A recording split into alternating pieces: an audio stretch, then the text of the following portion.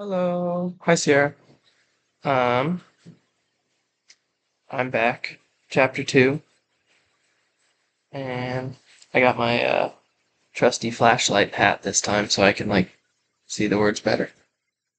Anyway, the last chapter we are picking up. So it was the end of the party, and party ended. Bilbo didn't want to give up the ring.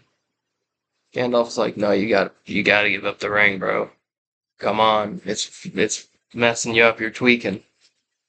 He does, he leaves.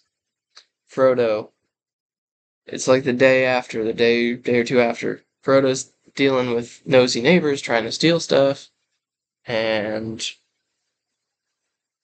and Gandalf comes by, gives Frodo the ring, and then Gandalf fucks off to do Gandalf wizard shit because he's a badass.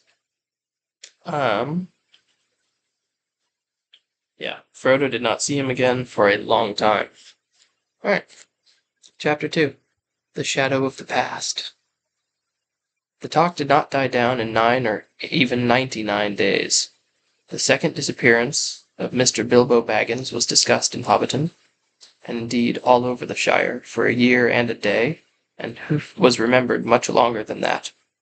It became a fireside story for young hobbits, and eventually Mad Baggins, who used to vanish with a bang and a flash, and reappear with bags of jewels and gold, became a favorite character of legend and lived on long after all the true events were forgotten. But in the meantime, the general opinion in the neighborhood was that Bilbo, who had always been rather cracked, had at last gone quite mad, and had run off into the blue.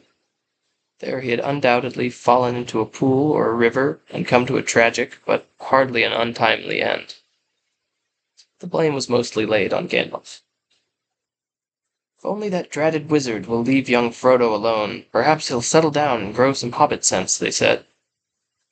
And to all appearance the wizard did leave Frodo alone, and he did settle down. But the growth of hobbit sense was not very noticeable. Indeed, he at once began to carry on Bilbo's reputation for oddity. He refused to go into mourning, and the next year he gave a party in honor of Bilbo's 112th birthday. I'm so sorry, Sierra. I was very rudely interrupted by the bank. Ugh. Anyway. Where were we? Okay. Indeed, he at once began to carry on Bilbo's reputation for oddity.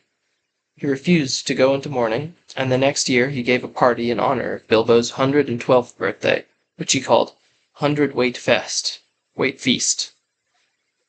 But that was short of the mark, for 20 guests were invited, and there were several meals at which it snowed food and rained drink, as hobbits say. Some people were rather shocked, but Frodo kept up the custom of giving Bilbo's birthday party year after year, till they got used to it. He said that he did not think Bilbo was dead. When they asked, "Where is he, then?" he shrugged his shoulders. He lived alone, as Bilbo had done, but he had a good many friends, especially among the younger hobbits, mostly descendants of the old Took, who had as children been fond of Bilbo, and often in and out of Bag End. Folko Boffin and Fredegar Bolger were two of these, but his closest friends were Peregrine Took, usually called Pippin, and Merry Brandybuck. His real name was Meriadoc, but that was seldom remembered. Frodo went tramping all over the Shire with them, but more often he wandered by himself, and, to the amazement of sensible folk, he was sometimes seen far from home walking in the hills and woods under the starlight. Merry and Pippin suspected that he visited the elves at times, as Bilbo had done. As time went on, people began to notice that Frodo also showed signs of good preservation. Outwardly, he retained the appearance of a robust and energetic hobbit just out of his tweens. Some folk have all the luck, they said, but it was not until Frodo approached the usually more sober age of 50 that they began to think it queer. Frodo himself, after the first shock, found that being his own master and the Mr. Baggins of Bag End was rather pleasant. For some years he was quite happy and did not worry much about the future. But half unknown to himself, the regret that he had not gone with Bilbo was steadily growing.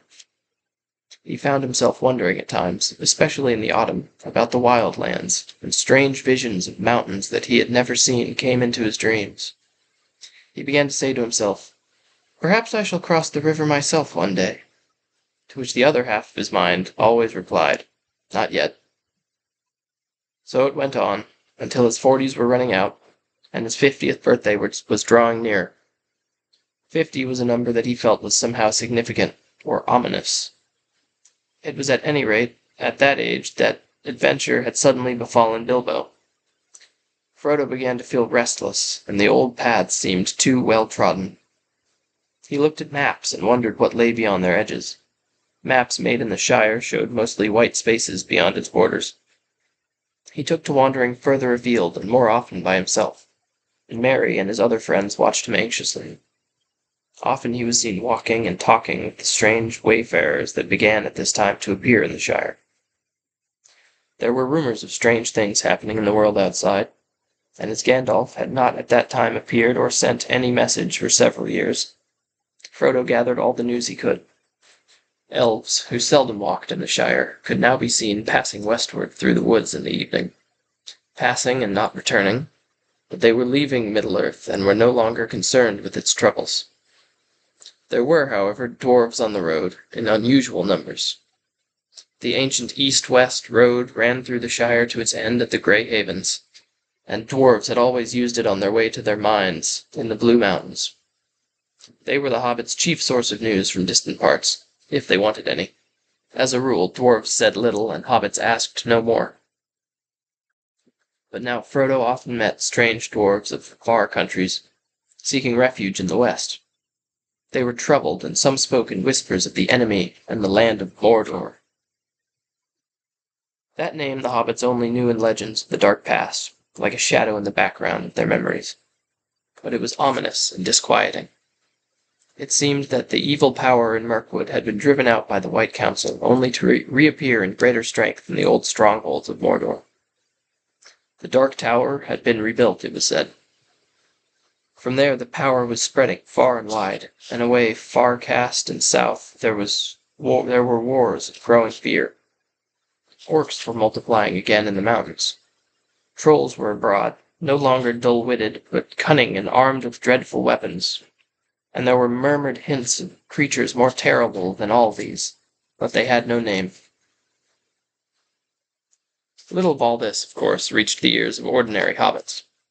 But even the deafest and most stay-at-home began to hear queer tales, and those whose business took them to the borders saw strange things. The conversation in the Green Dragon at Bywater, one evening in the spring of Frodo's 50th year, showed that even in the comfortable heart of the Shire, rumors had been heard, though most hobbits still laughed at them. Sam Gamgee was sitting in one corner near the fire, and opposite him was Ted Sandyman, the miller's son, and there were various other rustic hobbits listening to their talk. "Queer things you do hear these days, to be sure," said Sam. "Ah," said Ted, "you do, if you listen. But I can hear fireside tales and children's stories at home if I want to." "No doubt you can," retorted Sam, "and I dare say there's more truth in some of them than you reckon. Who invented the stories, anyway? Take dragons, now." "No, thank ye," said Ted. "I won't. I heard tell of them when I was a youngster, but there's no call to believe in them now. There's only one dragon at Bywater, and that's green," he said, getting a general laugh. "All right," said Sam, laughing with the rest. "But what about these tree men, these giants, as you might call them? They do say that one bigger than a tree was seen up away beyond the North Moors not long back." "Who's they?" "My cousin Hal, for one. He works for Mr. Boffin at Overhill, and goes up to the North Farthing for the hunting. He saw one." "Says he did, perhaps. Your Hal's always saying he's seen things, and maybe he sees things that ain't there. But this one was as big as an elm tree, and walking 7 yards to a stride if it was an inch. Then I bet it wasn't an inch. What he saw was an elm tree, as like as not. But this one was walking, I tell ye, and there ain't no elm tree on the North Moors. Then Hal can't have seen one, said Ted. There was some laughing and clapping. The audience seemed to think that Ted had scored a point. All the same, said Sam, you can't deny that others beside our Halfast have seen some queer folk crossin' the Shire. Crossin' it, mind you. There are more that are turned back at the borders. The bounders have never been so busy before. And I've heard tell that elves are moving west. They do say they are going to the harbours, out away beyond the White Towers. Sam waved his arm vaguely. Neither he nor any of them knew how far it was to the sea, past the old towers, beyond the western borders of the Shire. But it was an old tradition that away over there stood the Grey Havens, from which at times elven ships set sail, never to return. They're sailing over the sea. They're going into the west and leaving us, said Sam, half chanting the words, shaking his head sadly and solemnly. But Ted laughed. Well, that isn't anything new, if you believe the old tales. And I don't see what it matters to me or you. Let them sail. But I warrant you haven't seen them doing it, nor anyone else in the Shire. Well, I don't know, said Sam thoughtfully. He believed he had once seen an elf in the woods, and still hoped to see more one day. Of all the legends that he had heard in his early years, such fragments of tales and half-remembered stories about the elves as the hobbits knew had always moved him most deeply. There are some, even in these parts, as know the fair folk and got news of 'em, he said. There's Mr. Baggins now, that I work for.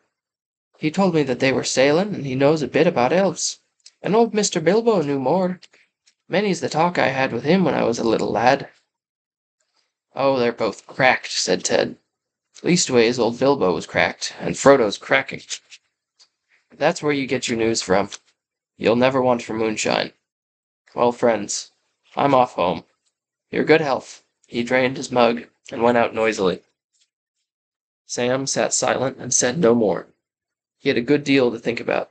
For one thing, there was a lot to do up in the Bag End garden, and he would have a busy day tomorrow, if the weather cleared.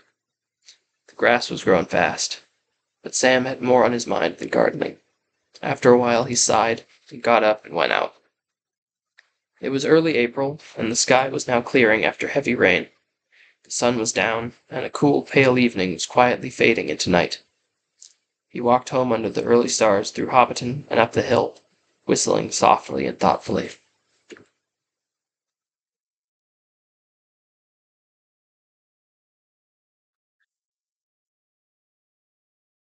It was just at this time that Gandalf reappeared after his long absence. For 3 years after the party he had been away. Then he paid Frodo a brief visit, and after taking a good look at him, he went off again. During the next year or two he had turned up fairly often, coming unexpectedly after dusk, and going off without warning before sunrise. He would not discuss his own business and journeys, and seemed chiefly interested in small news about Frodo's health and doings. Then suddenly his visits had ceased. It was over 9 years since Frodo had seen or heard of him, and he had begun to think that the wizard would never return, and had given up all interest in hobbits. But that evening, as Sam was walking home, and twilight was fading, there came the once familiar tap on the study window. Frodo welcomed his old friend with surprise and great delight. They looked hard at one another. "Ah, well, said Gandalf. "Ah, well, said Gandalf. "You look the same as ever, Frodo."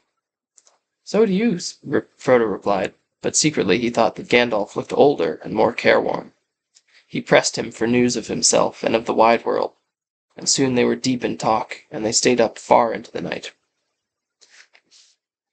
Next morning, after a late breakfast, the wizard was sitting with Frodo by the open window of the study. A bright fire was on the hearth, but the sun was warm, and wind was in the south. Everything looked fresh, and the new green of spring was shimmering in the fields and on the tips of the trees' fingers.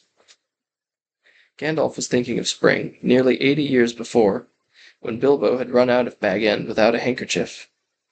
His hair was perhaps whiter than it had been then, and his beard and eyebrows were perhaps longer, and his face more lined with care and wisdom.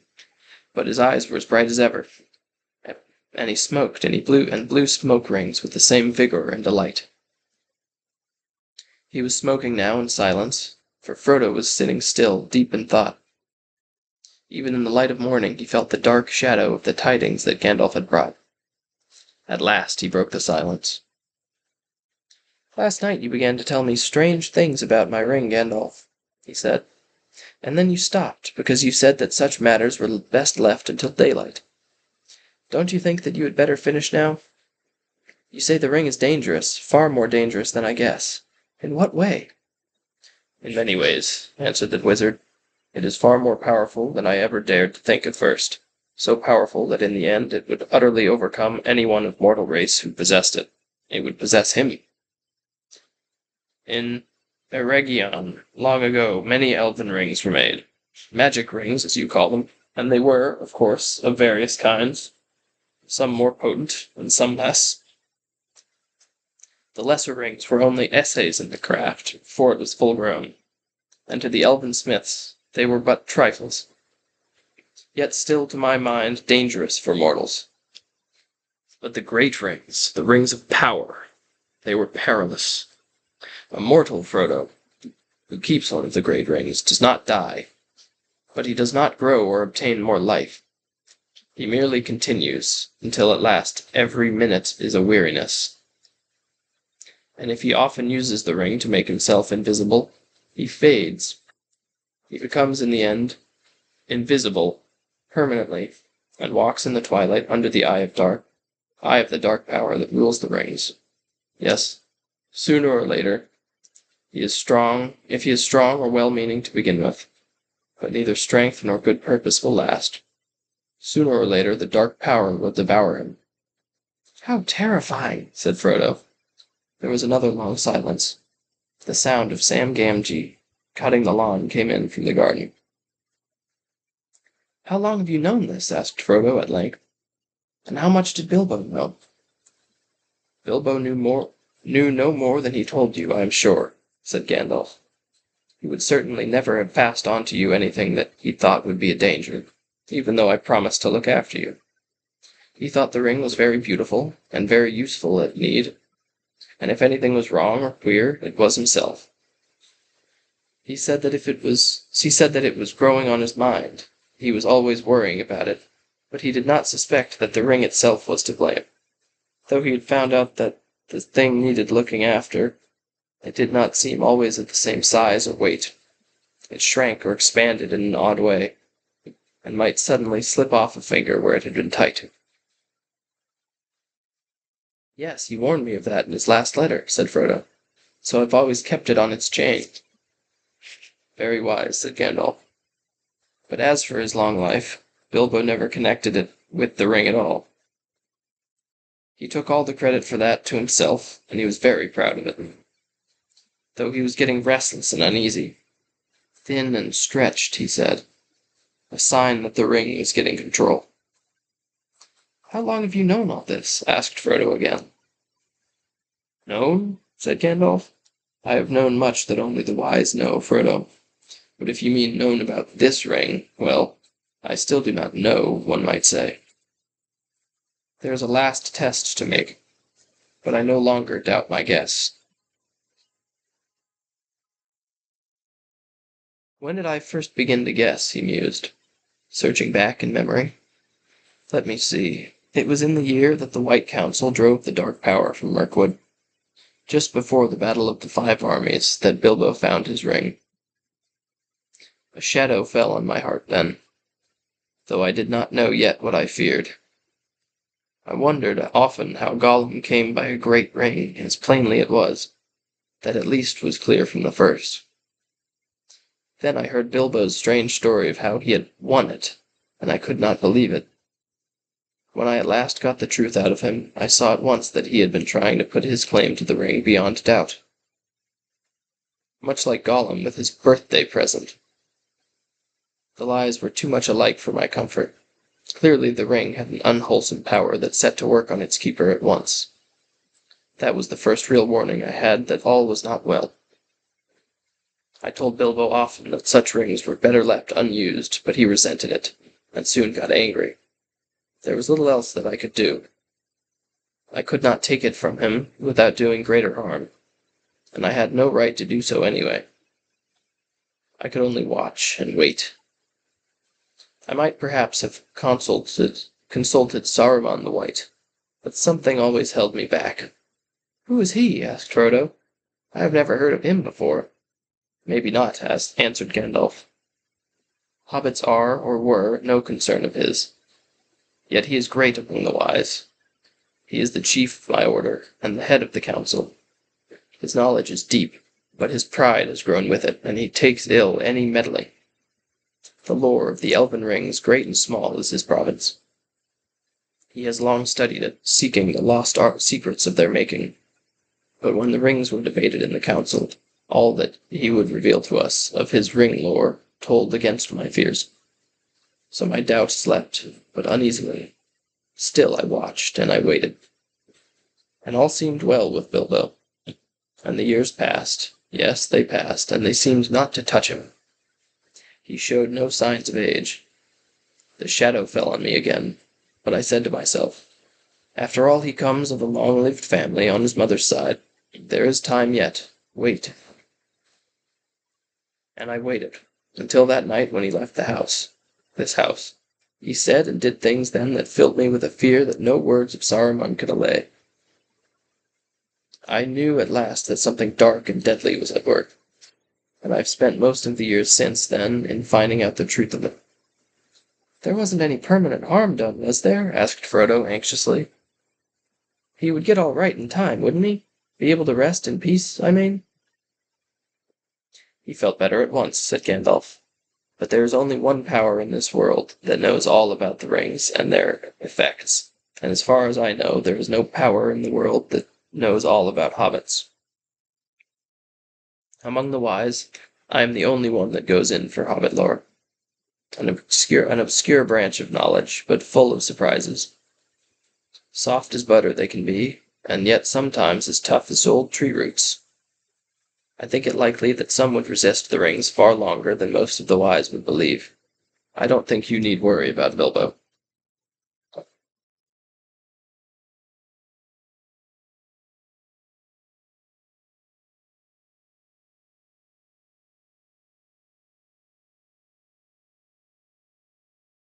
course, he possessed the ring for many years, and used it, so it might take a long while for the influence to wear off. Before it was safe for him to see it again, for instance. Otherwise, he might live on for years quite happily. Just stop as he was when he parted with it. For he gave it up in the end of his own accord, an important point. No, I was not troubled about dear Bilbo any more, once he had let the thing go. It is for you that I feel responsible. Ever since Bilbo left, I have been deeply concerned about you, and about all these charming, absurd, helpless hobbits. It would be a grievous blow to the world if the dark power overcame the Shire, if all your kind, jolly, stupid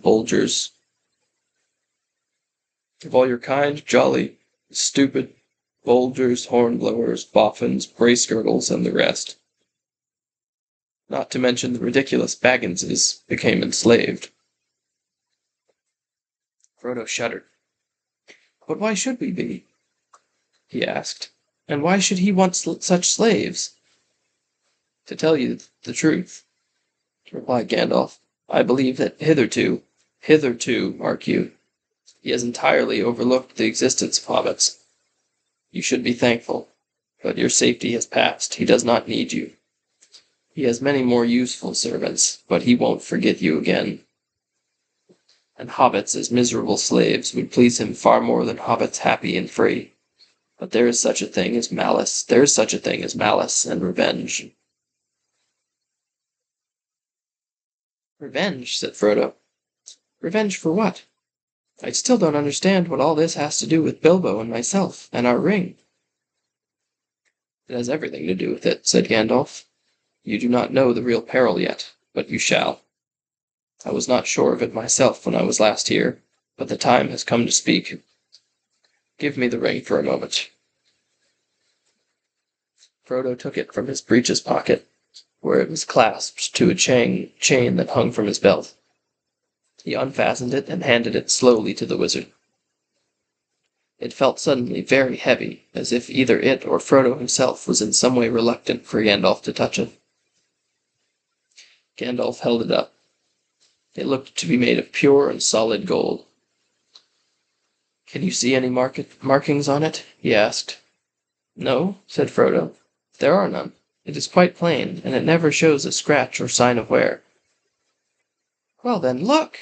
To Frodo's astonishment and distress, the wizard threw it suddenly into the middle of a glowing corner of the fire. Frodo gave a cry and groped for the tongs, but Gandalf held him back. "Wait," he said in a commanding voice, giving Frodo a quick look from under his bristling brows. No apparent change came over the ring. After a while, Gandalf got up, closed the shutters outside the window, and drew the curtains. The room became dark and silent, though the clack of Sam's shears, now nearer to the windows, could still be heard faintly from the garden.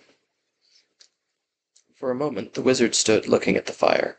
Then he stooped and removed the ring to the hearth with the tongs, and at once picked it up. Frodo gasped. "It is quite cool," said Gandalf. "Take it." Frodo received it on his shrinking palm. It seemed to have become thicker and heavier than ever. "Hold it up," said Gandalf, "and look closely." As Frodo did so, he now saw fine lines, finer than the finest pen strokes, running along the ring, outside and inside. Lines of fire that seemed to form the letters of a flowing script. They shone piercingly bright, and yet remote, as if out of a great depth. "It's like runes." "I cannot read the fiery letters," said Frodo in a quavering voice. "No," said Gandalf, "but I can. The letters are Elvish, of an ancient mode, but the language is that of Mordor, which I will not utter here. But this in the common tongue is what is said, close enough. One ring to bring them all, and in the darkness bind them.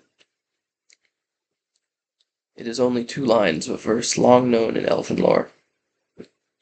3 rings for the elven kings under the sky, 7 for the dwarf lords in their halls of stone, 9 for mortal men doomed to die, 1 for the Dark Lord on his dark throne. In the land of Mordor where the shadows lie, 1 ring to rule them all, 1 ring to find them, 1 ring to bring them all, and in the darkness bind them. In the land of Mordor where the shadows lie." He paused, and then said slowly in a deep voice, "This is the Master Ring, the one ring to rule them all. This is the one ring that he lost many ages ago to the great weakening of his power. He greatly desires it, but he must not get it." Frodo sat silent and motionless. Fear seemed to stretch out a vast hand like a dark cloud rising in the east, and looming up to engulf him. "This ring," he stammered. How on earth did it come to me?" "Ah," said Gandalf, "that is a very long story. The beginnings lie back in the Black Years, which only the lore masters now remember. If I were to tell you all that tale, we should still be sitting here when spring passed into winter. But last night I told you of Sauron the Great, the Dark Lord. The rumors that you have heard are true. He has indeed arisen again, and left his hold in Mirkwood, and returned to his ancient fastness in the Dark Tower of Mordor. That name even you hobbits have heard of, like a shadow on the borders of old stories. Always after a defeat and a respite, the shadow takes another shape and grows again." "I wish it need not have happened in my time," said Frodo. "So do I," said Gandalf, "and so do all who live to see such times. But that is not for them to decide. All we have to decide is what to do with the time that is given us. And already, Frodo, our time is beginning to look black. The enemy is fast becoming very strong. His plans are far from ripe, I think. They are ripening. We shall be hard put to it. We should be very hard put to it, even if it were not for this dreadful chance. The enemy still lacks one thing to give him strength and knowledge to beat down all resistance, break the last defenses, and cover all the lands in a second darkness. He lacks the one ring. The three, fairest of all, the elf lords hid from him, and his hand never touched them or sullied them. 7 the dwarf kings possessed, but 3 he has recovered, and the others the dragons have consumed. 9 he gave to mortal men, proud and great, and so ensnared them. Long ago they fell under the dominion of the One, and they became ring-wraiths, shadows under his great shadow, his most terrible servants. Long ago. It is many a year since the 9 walked abroad. Yet who knows? As the shadow grows once more, they too may walk again. But come, we will not speak of such things even in the morning of the Shire. So it is now. The 9 he has gathered to himself, the 7 also, or else they are destroyed. The 3 are hidden still, but that no longer troubles him. He only needs the 1. For he made that ring himself, it is his, and he let a great part of his own former power pass into it, so that he could rule all the others. If he recovers it, then he will command them all again, wherever they be, even the 3. And all that has been wrought with them will be laid bare, and he will be stronger than ever. And this is the dreadful chance, Frodo. He believed that the One had perished, that the elves had destroyed it, as should have been done. But he knows now that it has not perished, that it has been found. So he is seeking it, and all his thought is bent on it. It is his great hope and our great fear. Why wasn't it destroyed? Cried Frodo. And how did the enemy ever come to lose it, if he was so strong, and it was so precious to him? He clutched the ring in his hand, as if he saw already dark fingers stretching out to seize it. It was taken from him, said Gandalf. The strength of the elves to resist him was greater long ago, and not all men were estranged from them. The men of Westernessa came to their aid.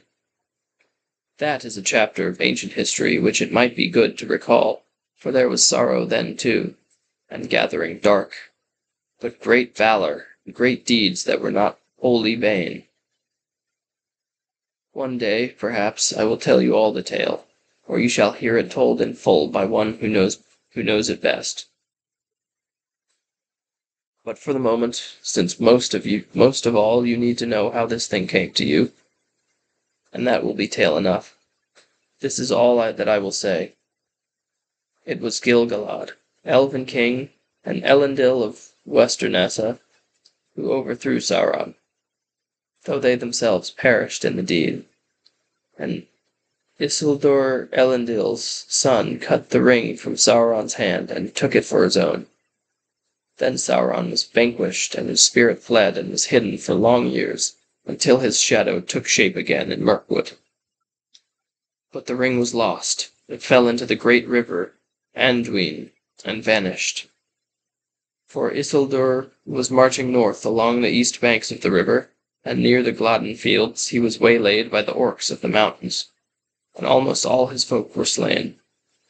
He leaped into the waters, but the ring slipped from his fingers as he swam, and the orcs saw him, and killed him with arrows. Gandalf paused. And there, in the dark pools, amid the Gladden fields, he said, the ring passed out of knowledge and legend, and even so much of its history is known now only to a few, and the council of the wise could discover no more. But at last I can carry on the story, I think. Long after, but still very long ago, there lived by the banks of the great river on the edge of Wilderland a clever-handed and quiet-footed people. I guess they were of hobbit kind, akin to the fathers of the Stores, for they loved the river, and often swam in it, or made little boats of reeds. There was among them a family of high repute, for it was large and wealthier than most, and it was ruled by a grandmother of the folk, stern and wise in old lore such as they had. The most inquisitive and curious-minded of that family was called Smeagol. He was interested in roots and beginnings. He dived into deep pools. He burrowed under trees and growing plants. He tunneled into green mounds, and he ceased to look up at the hilltops, or the leaves on trees, or the flowers opening in the air. His head and his eyes were downward. He had a friend called Deagle, of similar sort, sharper-eyed, but not so quick and strong. On a time they took a boat and went down to the Claydon fields, where there were great beds of iris and flowering reeds. There Smeagol got out and went nosing about the banks, but Deagle sat in the boat and fished. Suddenly a great fish took his hook, and before he knew where he was dragged out and down into the water to the bottom. Then he let go of his line, for he thought he saw something shining in the river-bed, and holding his breath he grabbed at it. Then up he came spluttering, with weeds in his hair, and a handful of mud, and he swam to the bank. And behold, when he washed the mud away, there in his hand lay a beautiful golden ring, and it shone and glittered in the sun, so that his heart was glad. But Smeagol had been watching him from behind a tree, and as Deagle gloated over the ring, Smeagol came softly up behind. "Give us that, Deagle, my love," said Smeagol over his friend's shoulder. "Why?" said Deagle. "Because it's my birthday, my love, and I wants it," said Smeagol. "I don't care," said Deagle. "I have given you a present already, more than I could afford. I found this, and I'm going to keep it." "Oh, are you indeed, my love?" said Smeagol, and he caught Deagle by the throat and strangled him because the gold looked so bright and beautiful. Then he put the ring on his finger. No one ever found out what had become of Deagle. He was murdered far from home, and his body was cunningly hidden. But Smeagol returned home, and he found that none of his family could see him when he was wearing the ring. He was very pleased with his discovery, and he concealed it, and he used it to find out secrets, and he put his knowledge to crooked and malicious uses. He became sharp-eyed and keen-eared for all that was hurtful. The ring had given him power according to his stature. It is not to be wondered at all that he became very unpopular, and was shunned, when visible, by all his relations. They kicked him, and he bit their feet. He took to thieving, and going about muttering to himself, and gurgling in his throat. So they called him Gollum, and cursed him, and told him to go far away, and his grandmother, desiring peace, expelled him from the family and turned him out of her hole. He wandered in loneliness, weeping a little for the hardness of the world, and he journeyed up the river, till he came to a stream that flowed down from the mountains, and he went that way. He caught fish in deep pools with invisible fingers, and ate them raw. One day it was very hot, and as he was bending over a pool, he felt a burning on the back of his head, and a dazzling light from the water pained his wet eyes. He wondered at it, for he had almost forgotten about the sun. Then, for the last time, he looked up and shook his fist at her. But as he lowered his eyes, he saw far above the tops of the misty mountains, out of which the stream came. And he thought suddenly, "It would be cool and shady under those mountains. The sun could not watch me there. The roots of those mountains must be roots indeed. There must be great secrets buried there which have not been discovered since the beginning." So he journeyed by night up into the highlands, and he found a little cave out of which the dark stream ran, and he wormed his way like a maggot into the heart of the hills, and vanished out of all knowledge. The ring went into the shadows with him, and even the maker, when his power had begun to grow again, could learn nothing of it. "Gollum!" cried Frodo. "Gollum! Do you mean that this is the very golem creature that Bilbo met? How loathsome! I think it is a sad story, said the wizard, and it might have happened to others, even to some hobbits that I have known. I can't believe that Gollum was connected with hobbits, however distantly, said Frodo with some heat. What an abominable notion! It is true all the same, replied Gandalf. About their origins, at any rate, I know more than hobbits do themselves. And even Bilbo's story suggests the kinship. There was a great deal in the background of their minds and memories that was very similar. They understood one another remarkably well, very much better than a hobbit would understand, say, a dwarf or an orc or even an elf. Think of the riddles they both knew, for one thing. Yes, said Frodo, though other folks beside hobbits ask riddles, and of much the same sort. And hobbits don't cheat. Gollum meant to cheat all the time. He was just trying to put poor Bilbo off his guard, and I dare say it amused his wickedness to start a game which might end in providing him with an easy victim, but if he lost, would not hurt him. Only too true, I fear, said Gandalf, but there was something else in it, I think, which you don't see yet. Even Gollum was not wholly ruined. He had proved tougher than even one of the wise would have guessed, as a hobbit might. There was a little corner of his mind that was still his own, and light came through it, as through a chink in the dark. Light out of the past. It was actually pleasant, I think, to hear a kindly voice again, bringing up memories of wind and trees and sun on the grass, and such forgotten things. But that, of course, would only make the evil part of him angrier in the end. Unless it could be conquered. Unless it could be cured. Gandalf sighed. Alas, there is little hope of that for him. Yet no hope. No, not though he possessed the ring so long, almost as far back as he can remember. For it was long since he had borne it much. In the black darkness it was seldom needed. Certainly he had never faded. He is thin and tough still. But the thing was eating up his mind, of course, and the torment had become almost unbearable. All the great secrets under the mountains had turned out to be just empty night. There was nothing more to find out, nothing worth doing, only nasty, furtive eating and resentful remembering. He was altogether wretched. He hated the dark, and he hated light more. He hated everything, and the ring most of all. What do you mean? Said Frodo. Surely the ring was his precious, and the only thing he cared for. But if he hated it, why didn't he get rid of it, or go away and leave it? You ought to begin to understand, Frodo, after all you have heard, said Gandalf. He hated it and loved it, as he hated and loved himself. He could not get rid of it. He had no will left in the matter. A ring of power looks after itself, Frodo. It may slip off treacherously, but its keeper never abandons it. At most he plays with the idea of handing it on to someone else's care, and that only at an early stage, when it first begins to grip.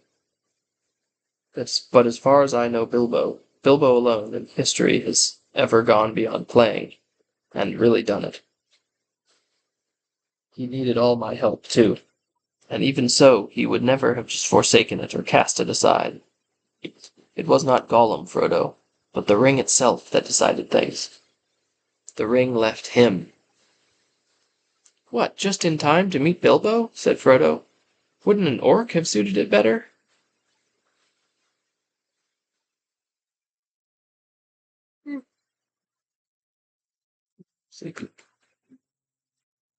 It is no laughing matter, said Gandalf. Not for you. It was the strangest event in the whole history of the ring so far. Bilbo's arrival just at that time, and putting his hand on it, blindly in the dark. There was more than one power at work, Frodo. The ring was trying to get back to its master. It had slipped from Isildur's hand and betrayed him. Then, when a chance came, it caught poor Deagle, and he was murdered. And after that Gollum, and it had devoured him. It could make no further use of him. He was too small and mean, and as long as it stayed with him, he would never leave his deep pool again. So now, when its master was awake once more and sending out his dark thought from Mirkwood, it abandoned Gollum, only to be picked up by the most unlikely person imaginable. Bilbo from the Shire. Behind that there was something else at work, beyond any design of the ring-maker. I can put it no plainer than by saying that Bilbo was meant to find the ring, and not by its maker. In which case you also were meant to have it, and that may be an encouraging thought. It is not, said Frodo, though I am not sure that I understand you. But how have you learned all of this about the ring, and about Gollum? Do you really know it all, or are you just guessing still? Gandalf looked at Frodo, and his eyes glinted.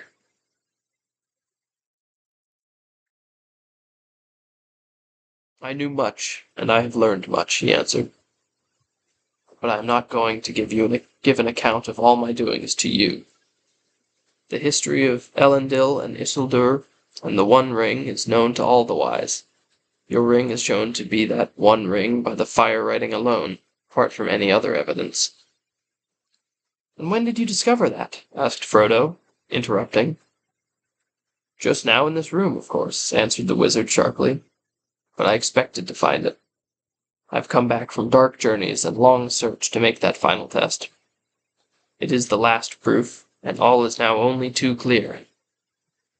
Making out Gollum's part and fitting it into the gap in the history required some thought. I may have started with guesses about Gollum, but I am not guessing now. I know. I have seen him. You've seen Gollum? Exclaimed Frodo in amazement. Yes. The obvious thing to do, of course, if one could. I tried long ago, but I have managed it at last. Then what happened after Bilbo escaped from him? Do you know that? Not so clearly. What I have told you is what Gollum was willing to tell, though not, of course, in the way I have reported it. Gollum is a liar, and you have to sift his words. For instance, he called the ring his birthday present, and he stuck to that. He said it came from his grandmother, who had lots of beautiful things of that kind. A ridiculous story. I have no doubt that Smeagol's grandmother was a matriarch, a great person in her way, but to talk of her possessing many elven rings was absurd, and as for giving them away, it was a lie. But a lie with a grain of truth. The murder of Daigle haunted Gollum, and he had made up a defense, repeating it to his precious over and over again, as he gnawed bones in the dark until he almost believed it. It was his birthday. Daigle ought to have given the ring to him. It had previously turned up just so as to be a present. It was his birthday present, and so on and on. I endured him as long as I could, but the truth was desperately important, and in the end I had to be harsh. I put the fear of fire on him, and wrung the true story out of him bit by bit, together with much snivelling and snarling. He thought he was misunderstood and ill-used. But when he had at last told me his story, as far as the end of the riddle game and Bilbo's escape, he would not say any more, except in dark hints. Some other fear was on him greater than mine. He muttered that he was going to get his own back. People would see if he would stand being kicked, and driven into a hole and then robbed. Gollum had good friends now. Good friends and very strong. They would help him. Baggins would pay for it. That was his chief thought. He hated Bilbo and cursed his name. What is more, he knew where he came from. But how did he find that out? Asked Frodo. Well, as for the name, Bilbo very foolishly told Gollum himself. And after that it would not be difficult to discover his country, once Gollum came out. Oh yes, he came out. His longing for the ring proved stronger than his fear of the orcs, or even of the light. After a year or two he left the mountains, you see. Though still bound by desire of it, the ring was no longer devouring him. He began to revive a little. He felt old, terribly old, yet less timid. and he was mortally hungry. Light of sun and moon he still feared and hated, and he always will, I think, but he was cunning. He found he could hide from daylight and moonshine, and make his way swiftly and softly by dead of night with his pale, cold eyes, and catch small, frightened or unwary things. He grew stronger and bolder with new food and new air. He found his way into Mirkwood, as one would expect. "Is that where you found him?" asked Frodo. "I saw him there," answered Gandalf, but before that he had wandered far, following Bilbo's trail. It was difficult to learn anything from him for certain, for his talk was constantly interrupted by curses and threats. "What had it got in its pocketses?" he said. It wouldn't say, no precious. Little cheat. Not a fair question. It cheated first, it did. It broke the rules. We ought to have squeezed it, yes, precious. And we will, precious." That is a sample of his talk. I don't suppose you want any more. I had weary days of it. But from hints dropped among the snarls, I even gathered that his padding feet had taken him, at last, to Esgaroth, and even to the streets of Dale, listening secretly and peering. Well, the news of the great events went far and wide in Wilderland, and many had heard Bilbo's name and knew where he came from. We had made no secret of our return journey to his home in the west. Gollum's sharp ears would soon learn what he wanted. "Then why didn't he track Bilbo further?" asked Frodo. "Why didn't he come to the Shire?" "Ah," said Gandalf. "Now we come to it. I think Gollum tried to. He set out and came back westward as far as the great river, but then he turned aside. He was not daunted by the distance, I am sure. No, something else drew him away. So my friends think, those that hunted him for me. The wood elves tracked him first, an easy task for them, for his trail was still fresh then. Through Mirkwood and back again it led them, though they never caught him.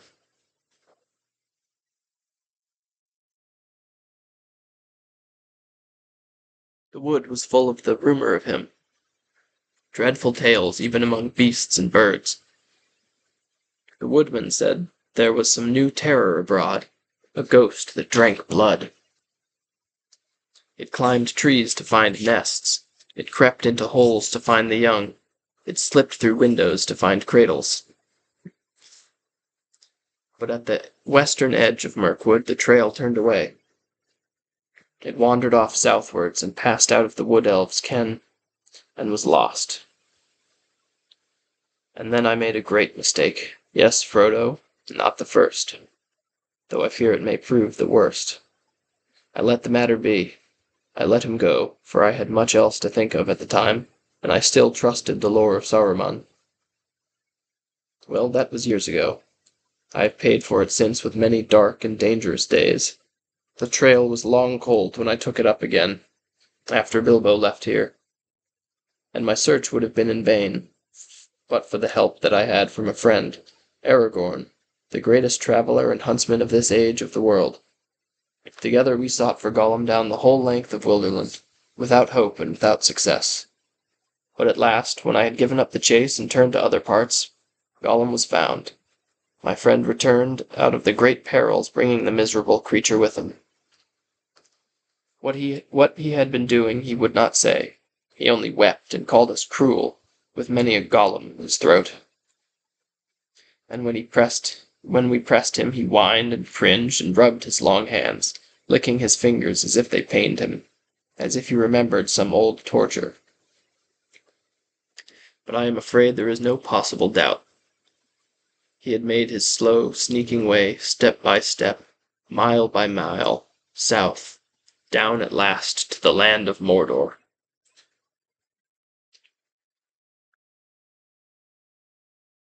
Water breaking.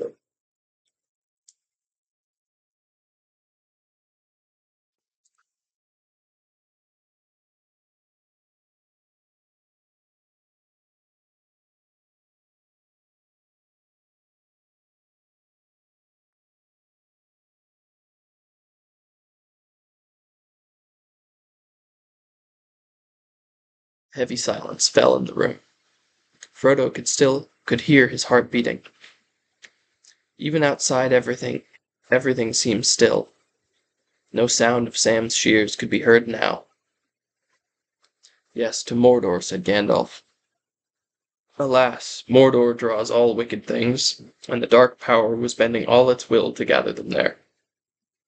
The ring of the enemy would leave its mark, too, leave him open to the summons. And all folk were whispering then of the new shadow in the south, and its hatred of the west.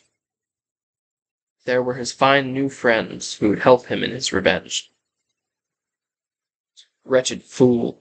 In that land he would learn much, too much for his comfort. And sooner or later, as he lurked and pried on the borders, he would be caught and taken for examination. That was the way of it, I fear.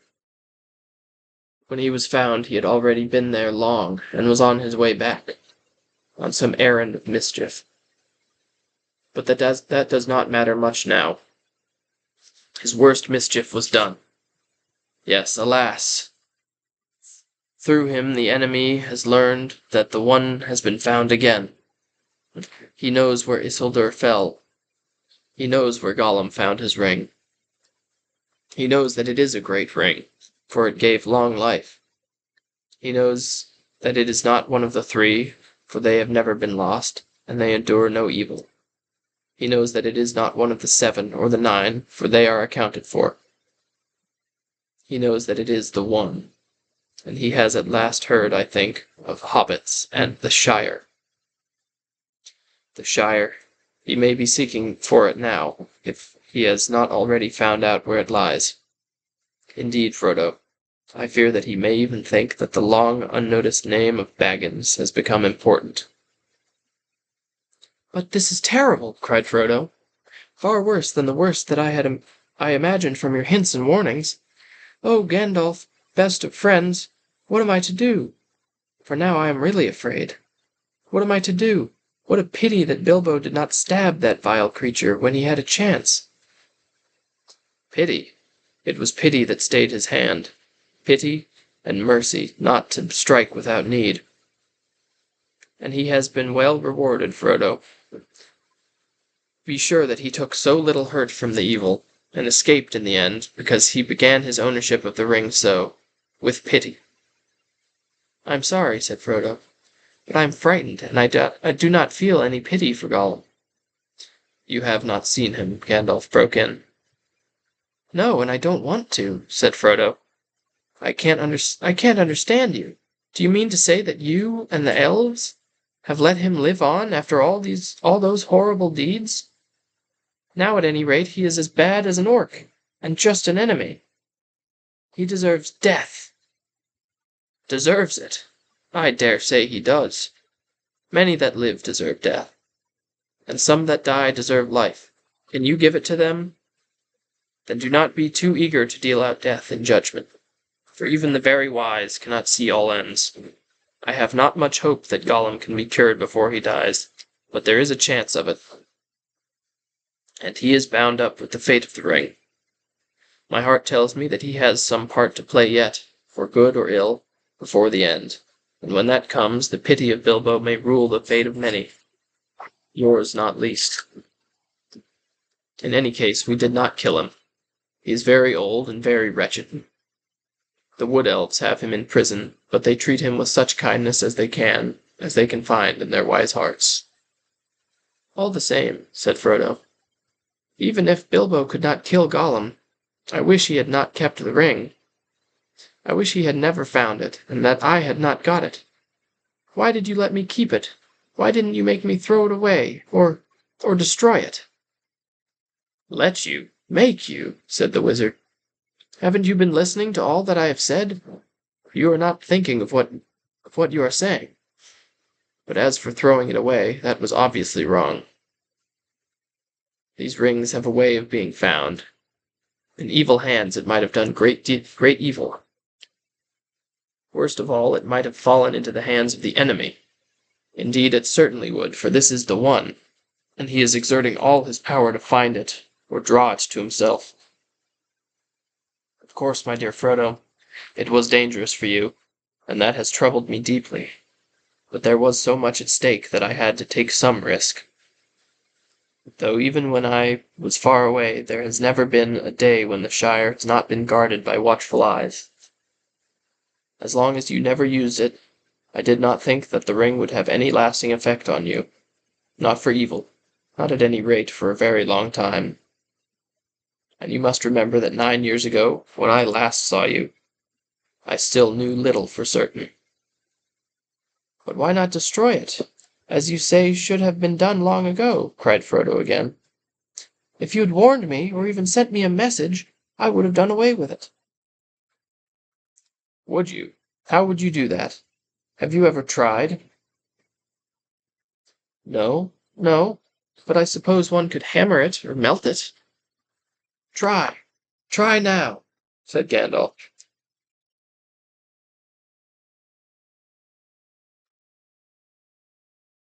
Frodo drew the ring out of his pocket again, and looked at it. It now appeared plain and smooth, without mark or evidence that he could see.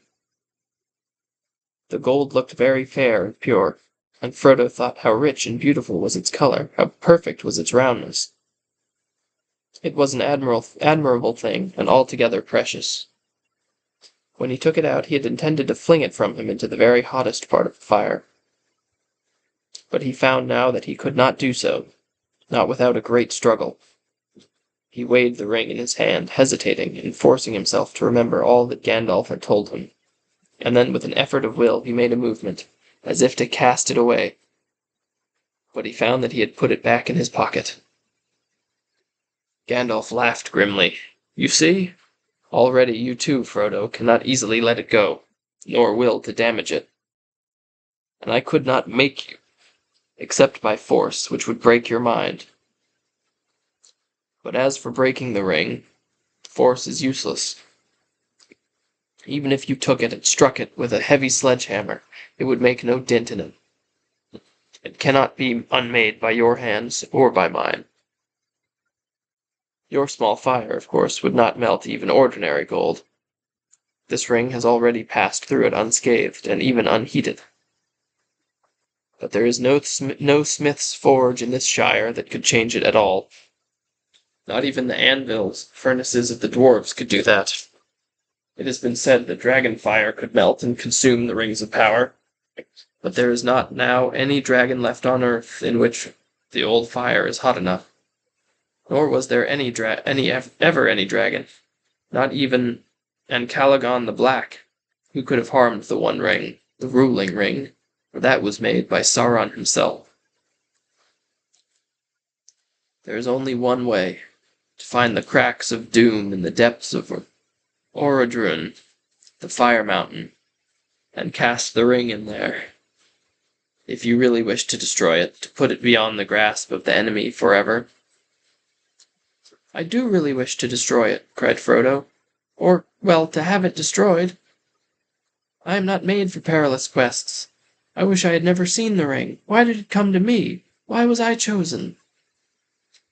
Such questions cannot be answered, said Gandalf. You may be sure that it was not for any merit that others do not possess. Not for power or wisdom, at any rate.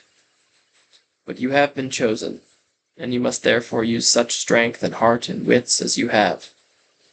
But I have so little of any of those things. You are wise and powerful. Will you not take the ring? No, cried Gandalf, springing to his feet. With that power I should have power too great and terrible, and over me the ring would gain a power still greater and more deadly. His eyes flashed, and his face was lit as by a fire within. Do not tempt me, for I do not wish to become like the Dark Lord himself. Yet the way of the ring to my heart is by pity for weakness and a desire of strength to do good. Do not tempt me. I dare not take it, not even to keep it safe, unused. The wish to wield it would be too great for my strength. I shall have such need of it. Great perils lie before me. He went to the window and drew aside the curtains and the shutters. Sunlight streamed back again into the room.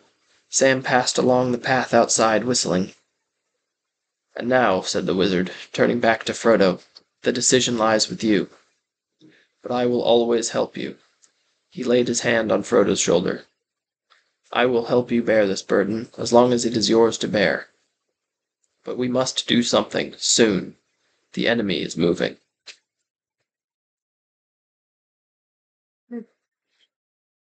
There was a long silence. Gandalf sat down again and puffed at his pipe, as if lost in thought. His eyes seemed closed, but under the lids he was watching Frodo intently. Frodo gazed fixedly at the red embers on the hearth, until they filled all his vision, and he seemed to be looking down into profound wells of fire. He was thinking of the fabled cracks of doom and the terror of the fiery mountain. "Well," said Gandalf at last, "what are you thinking about? Have you decided what to do?" "No," answered Frodo, coming back to himself out of darkness, and finding to his surprise that it was not dark, and that out of the window he could see the sunlit garden. "Or perhaps, yes! As far as I understand what you have said, I suppose I must keep the ring and guard it, at least for the present, whatever it may do to me." "Whatever it may do, it will be slow to evil, if you keep it with that purpose," said Gandalf. "I hope so," said Frodo. "But I hope that you may find some other better keeper soon. But in the meanwhile it seems that I am a danger to all that live near me. I cannot keep the ring and stay here. I ought to leave Bag End, leave the Shire, leave everything, and go away." He sighed. "I should like to save the Shire if I could, though there have been times when I thought the inhabitants too stupid and dull for words, and have felt that an earthquake or an invasion of dragons might be good for them. But I don't feel like that now. I feel that as long as the Shire lies behind, safe and comfortable, I shall find wandering more bearable. I shall know that somewhere there is a firm foothold, even if my feet cannot stand there again. Of course, I have sometimes thought of going away, but I imagined that as kind of a holiday, a series of adventures like Bilbo's, or better, ending in peace. But this would mean exile, flight from danger into danger, drawing it after me. And I suppose I must go alone, if I am to do that and save the Shire. But I feel very small, and very uprooted, and, well, desperate. The enemy is so strong and terrible." He did not tell Gandalf, but as he was speaking, a great desire to follow Bilbo flamed up in his heart. To follow Bilbo, and even perhaps to find him again. It was so strong that it overcame his fear. He could almost have run out of there, and then down the road without his hat, as Bilbo had done on a similar morning long ago. "My dear Frodo," exclaimed Gandalf, "hobbits really are amazing creatures, as I have said before. You can learn all that there is to know about their ways in a month, and yet after 100 years they can still surprise you at a pinch. I hardly expected to get such an answer, not even from you." But Bilbo made no mistake in choosing his heir, though he little thought how important it would prove. "I am afraid you are right. The ring will not be able to stay hidden in the Shire much longer, and for your own sake, as well as for others, you will have to go, and leave the name of Baggins behind you. That name will not be safe to have outside the Shire or in the wild. I will give you a traveling name, now. When you go as Mr. Underhill. But I don't think you need go alone. Not if you know of anyone you can trust, and who would be willing to go by your side, and that you would be willing to take into unknown perils. But if you look for a companion, be careful in choosing, and be careful of what you say, even to your closest friends. The enemy has many spies and many ways of hearing." Suddenly he stopped as if listening. Frodo became aware that all was very quiet, inside and outside. Gandalf crept to one side of the window. Then with a dart he sprang to the sill, and thrust a long arm out and downwards. There was a squawk, and up came Sam Gamgee's curly head, hauled by one ear. "Well, well, well, bless my beard," said Gandalf. "Sam Gamgee, is it? Now what may you be doing?" "Lord bless you, Mr. Gandalf, sir," said Sam. "Nothing. Leastways, I was just trimming the grass border under the windows, if you follow me." He picked up his shears and exhibited them as evidence. "I don't," said Gandalf grimly. "It is some time since I last heard the sound of your shears. How long have you been eavesdropping?" "Eavesdropping, sir? I don't follow you. Begging your pardon, there ain't no eaves at Bag End, and that's a fact." "Don't be a fool. What have you heard, and why did you listen?" Gandalf's eyes flashed, and his brows stuck out like bristles.